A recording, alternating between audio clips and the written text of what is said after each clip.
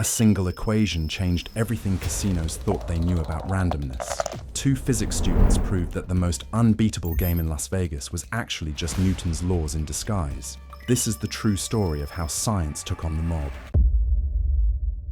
It's 1975, and Doyne Farmer has a problem. He's studying theoretical physics at UC Santa Cruz, diving deep into chaos theory and dynamical systems. But there's this nagging thought he can't shake.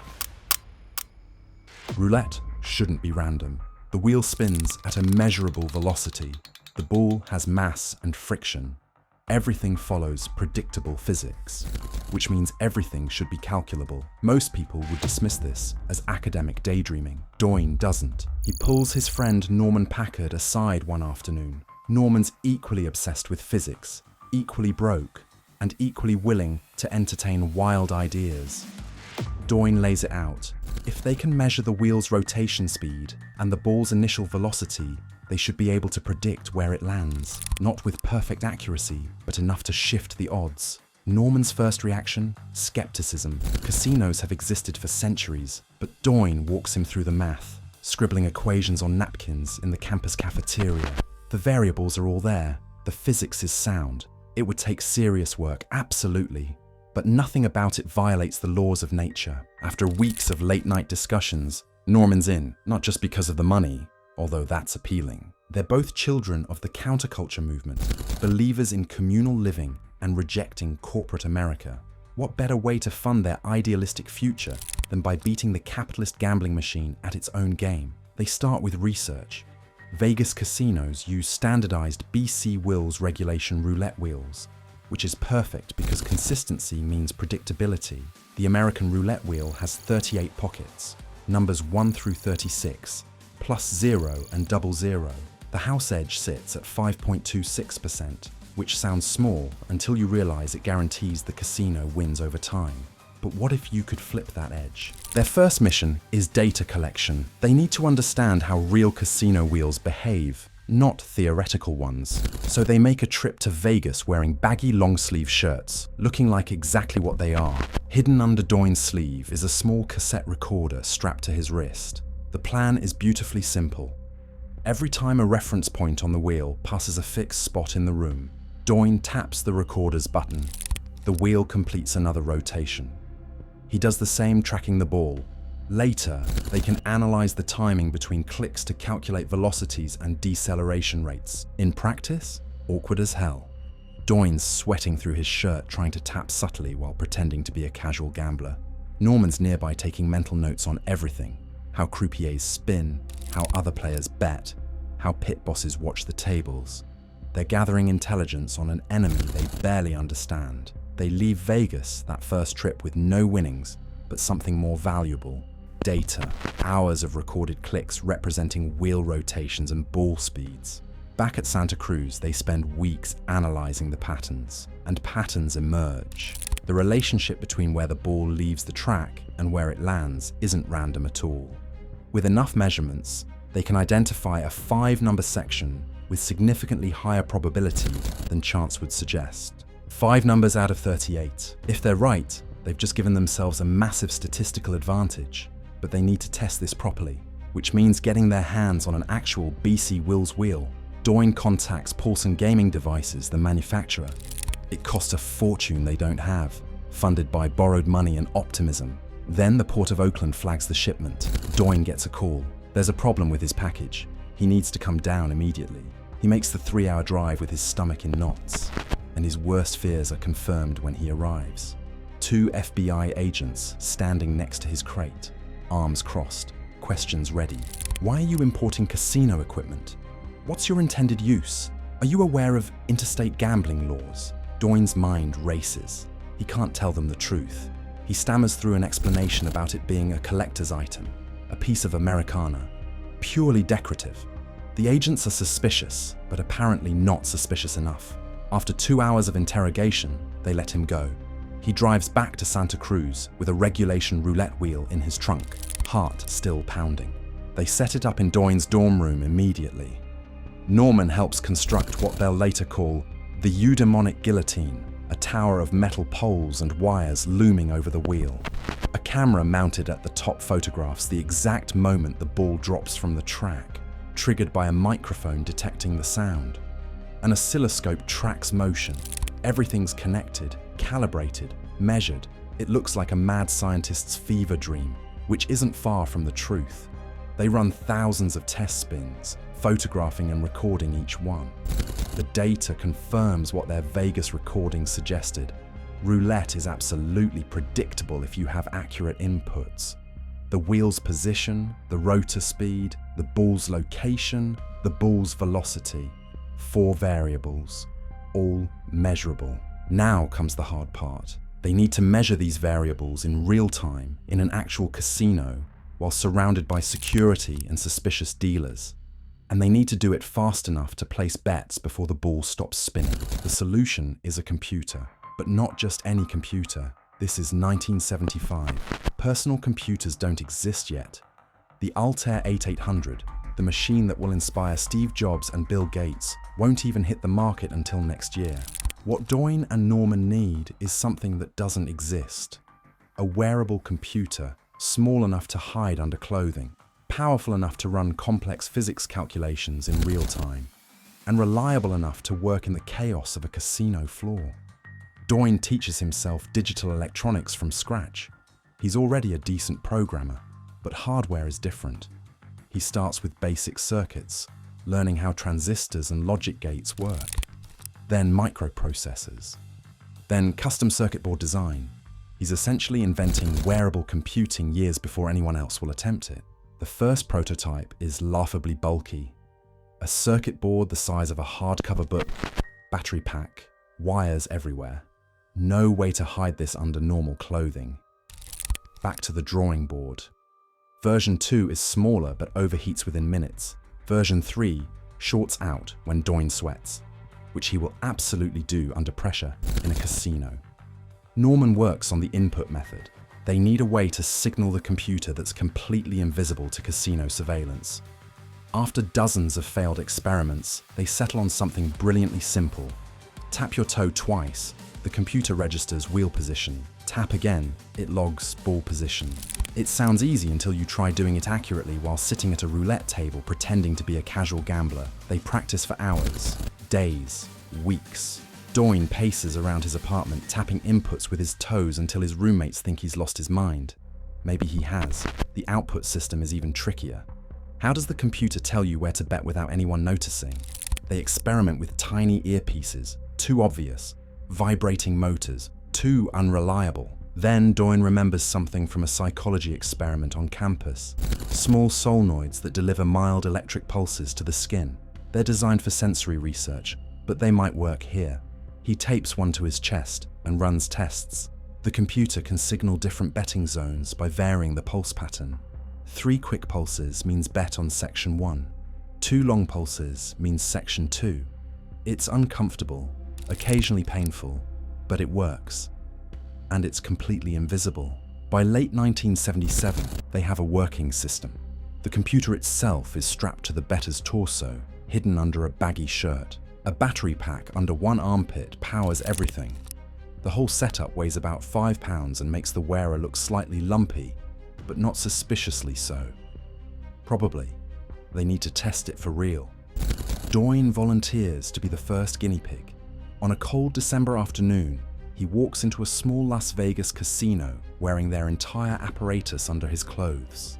His heart is hammering. The computer feels enormous against his chest, though logically, he knows it's well hidden. He sits at a roulette table and buys in for $50, small stakes. This is just a test. The dealer spins the wheel. Doyne tracks it with his toe switches. Click, click. The ball launches. Click, click, click. He's sweating already, partly from nerves, partly because the equipment generates heat against his skin. The computer processes the inputs and pulses a response against his chest. 3 quick shocks. Section 1. He places bets across numbers 4, 17, 19, 21, and 32. Not adjacent on the layout, but clustered on the actual wheel. The ball bounces, settles. 19. He wins. The The payout isn't huge, but that's not the point. The system worked. From data input to calculation to output to bet placement, everything functioned exactly as designed. He plays for another hour, keeping stakes low, testing the system's consistency. He's up about $200 when he notices something concerning. A man in a cheap suit standing near the bar, watching him. Casino security probably, or maybe just paranoia. Then the solenoid starts misbehaving. His sweat is conducting electricity, amplifying the pulses. What should be mild signals become painful shocks. He needs to adjust the device, but he can't do it at the table. He excuses himself to the restroom. The suit follows him. Doyne locks himself in a stall, heart pounding. He'll need to solve this problem before scaling up. Outside the stall, he hears the crackle of a radio. The security guard is right there, just feet away. Then another voice on the radio calls the guard to a different part of the casino. Some other emergency. The guard leaves. Doyne waits 2 full minutes in silence before emerging. He cashes out immediately and walks straight to his car. Later, back at the motel, Norman is grinning. The test was successful despite the close call. They have proof of concept. The system gives them approximately a 20% edge over the house. In gambling terms, that's astronomical. But they need more people. 2-person teams would work better. 1 person wearing the computer and collecting data, another placing the bets. It splits the cognitive load and makes the betting patterns look more natural. Plus, if casino security pulls the bettor aside for questioning, the person wearing the computer can slip away unnoticed. They start recruiting. Within weeks, they've brought 20 science students into the fold. The pitch is compelling. Use physics to beat the casino, split the profits equally, and fund an experimental commune where they can pursue research free from corporate or government constraints. It's 1978. This kind of idealism still sounds plausible. They call themselves Eudaemonic Enterprises. The name comes from Aristotle's concept of human flourishing. Their goal isn't just money, it's liberation through applied science. At least that's what they tell themselves. The initial investment has reached $10,000, drained mostly into equipment and failed prototypes.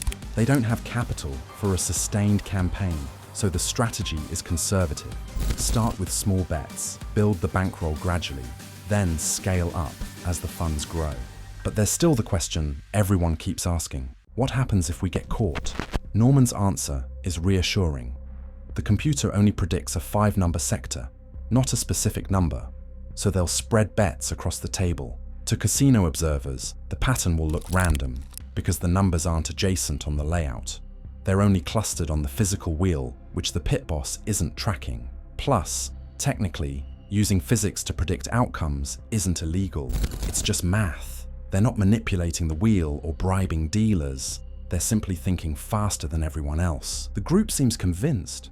After all, casinos make obscene profits. Why not redistribute some of that wealth to people who will actually do something meaningful with it? They spend the spring of 1978 in intense preparation, building more computers, training team members, running simulation after simulation. Everyone needs to operate the equipment without thinking, make it second nature. The toe taps must be precise. The solenoid signals must be interpreted instantly. There's no room for hesitation. Norman thinks they're rushing. The equipment still has reliability issues, but Doyne won't slow down. They're so close. August 1978. 16 baby-faced physics students arrive in Las Vegas with hidden computers strapped to their bodies. They split into 8 teams, 2 people each. The plan is to hit multiple casinos simultaneously. The Horseshoe, the Silver Nugget, the Golden Gate, Harrah's.